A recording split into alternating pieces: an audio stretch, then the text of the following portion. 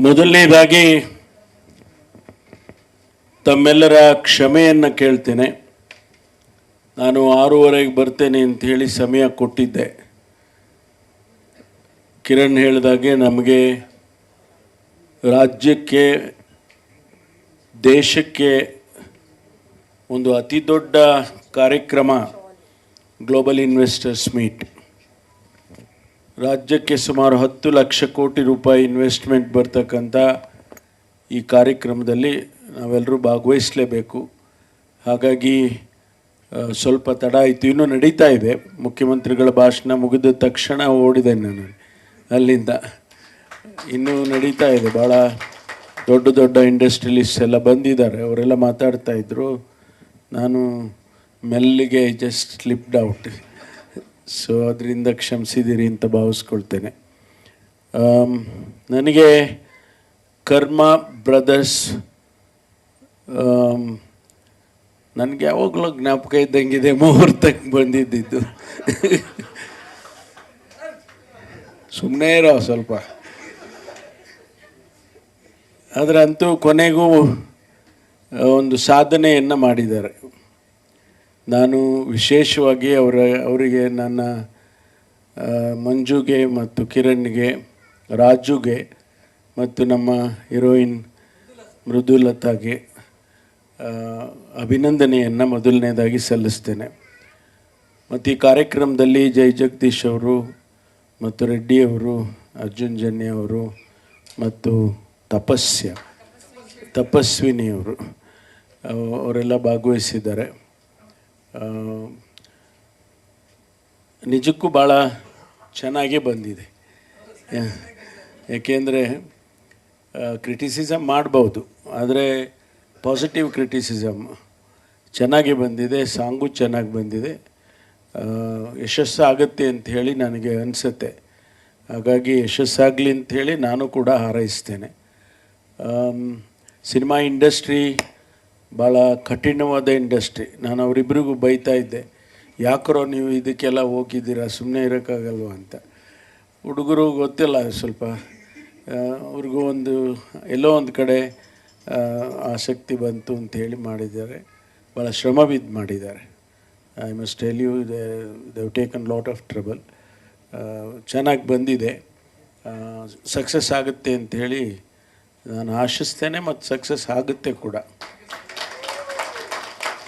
ರಾಜು ಪಿಕ್ಚರಲ್ಲಿ ಹಂಗೆ ಕಾಣೋದೇ ಇಲ್ವಲ್ಲ ರಾಜು, ನೀನು ಆಯ್ತಾ? ಭಾಳ ಚೆನ್ನಾಗಿ ಮಾಡಿದ್ಯಾ. ಸೊ ಆಲ್ಸೋ ದಿ ಹೀರೋಯಿನ್, ಇಬ್ಬರು ಚೆನ್ನಾಗಿ ಮಾಡಿದ್ದೀರಿ.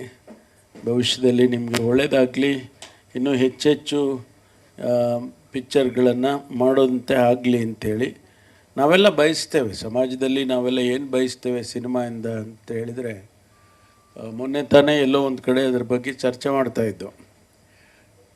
25 ವರ್ಷದ ಹಿಂದಕ್ಕೆ ಹೋದರೆ ಸಿನಿಮಾಗಳಲ್ಲೆಲ್ಲ ಮಾರಲ್ ಸ್ಟೋರೀಸ್ ಇರ್ತಾಯಿತ್ತು. ಅಂದರೆ ಜನ್ರೇಷನ್ಸಿಗೆ, ಎಲ್ಲೋ ಒಂದು ಕಡೆ ಯಂಗ್ಸ್ಟರ್ಸಿಗೆ ಒಂದು ಮೆಸೇಜ್ ಇರ್ತಾಯಿತ್ತು. ಯಾವುದೇ ಪಿಕ್ಚರ್ನಲ್ಲಿ ಒಂದು ಮೆಸೇಜು ಕೊಡ್ತಾಯಿದ್ರು. ಅದು ಇಡೀ ಸಮಾಜಕ್ಕೆ ಅನುಕೂಲ ಆಗುವಂಥದ್ದು, ಮುಂದಿನ ಪೀಳಿಗೆಗೆ ಅನುಕೂಲ ಆಗುವಂಥದ್ದು ಒಂದು ಸಂದೇಶ ಇರ್ತಾಯಿತ್ತು. ಇತ್ತೀಚಿನ ದಿನದಲ್ಲಿ ಅಫ್ಕೋರ್ಸ್ ಕಮರ್ಷಿಯಲ್ ಆಗಿಬಿಟ್ಟಿದ್ದಾವೆ. ಕಮರ್ಷಿಯಲಿನ ಜೊತೆಗೆ ಎಲ್ಲೋ ಒಂದು ಕಡೆ ಎಂಟರ್ಟೈನ್ಮೆಂಟಿನ ಜೊತೆಗೂ ಒಂದು ಸಂದೇಶ ಇರಬೇಕಾಗ್ತದೆ ಅನ್ನುವಂಥದ್ದು. ಈಗೇನಾಗಿದೆ ಅಂತ ಹೇಳಿದರೆ, ನಮ್ಮಲ್ಲಿ ಯಂಗರ್ ಜನ್ರೇಷನ್ಸ್ಗಳು ಎಷ್ಟೋ ಜನ ಫಿಲ್ಮ್ ನೋಡಿ ಅದೇ ಥರ ನಾನು ಆಗಬೇಕು ಅಂದ್ಕೊಂಡ್ಬಿಡ್ತಾರೆ. ಅದು ಕಷ್ಟ. ಪಿಕ್ಚರೇ ಅದು, ಆದರೆ ರಿಯಲ್ ಲೈಫೇ ಬೇರೆ ಇರ್ತದೆ.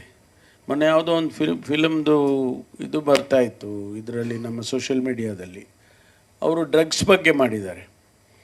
ನಾನು ಒಂದು ಫಿಲಮ್ದು ಇದು ಬರ್ತಾಯಿತ್ತು ಇದರಲ್ಲಿ, ನಮ್ಮ ಸೋಷಿಯಲ್ ಮೀಡಿಯಾದಲ್ಲಿ. ಅವರು ಡ್ರಗ್ಸ್ ಬಗ್ಗೆ ಮಾಡಿದ್ದಾರೆ. ನಾನು ಹೋಮ್ ಮಿನಿಸ್ಟ್ರಾಗಿ ನನಗೆ ಈ ಡ್ರಗ್ಸನ್ನು ನಿಲ್ಲಿಸಬೇಕು ಕರ್ನಾಟಕದಲ್ಲಿ ಅಂತೇಳಿ ನಾವು ಒಂದು ರೀತಿಯಲ್ಲಿ ಹೋರಾಟವನ್ನೇ ಮಾಡ್ತಾಯಿದ್ದೀವಿ. I have declared A war against the drugs in the state. ಅಂಥದ್ರಲ್ಲಿ ಆ ಪಿಕ್ಚರ್ ನೋಡಿದ ಮೇಲೆ ಜಾಸ್ತಿ ಆಗಿಬಿಟ್ಟಿದೆ. ಇದು ಉಲ್ಟಾರೆ ಮೆಸೇಜ್ ಹೊಟ್ಟೋಗಿದೆ. ಅದು ಆ ರೀತಿ ಇಂಪ್ಯಾಕ್ಟ್ ಆಗಬಾರ್ದು ಸೊಸೈಟಿಗೆ.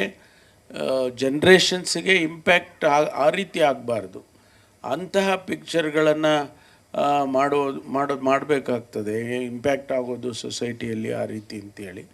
ಹಾಗಾಗಿ ಯಾವುದೇ ಒಂದು ಪಿಕ್ಚರನ್ನು ಮಾಡಿದಾಗ, ಪ್ರೊಡಕ್ಷನ್ ಮಾಡಿದಾಗ ಅದರಿಂದ ಒಂದು ಮೆಸೇಜ್ ಹೋದರೆ ಭಾಳ ಚೆನ್ನಾಗಿರುತ್ತೆ ಅಂಥೇಳಿ ನನಗನ್ಸುತ್ತೆ. ಇದರ ಅವಶ್ಯಕತೆ ಇದೆ.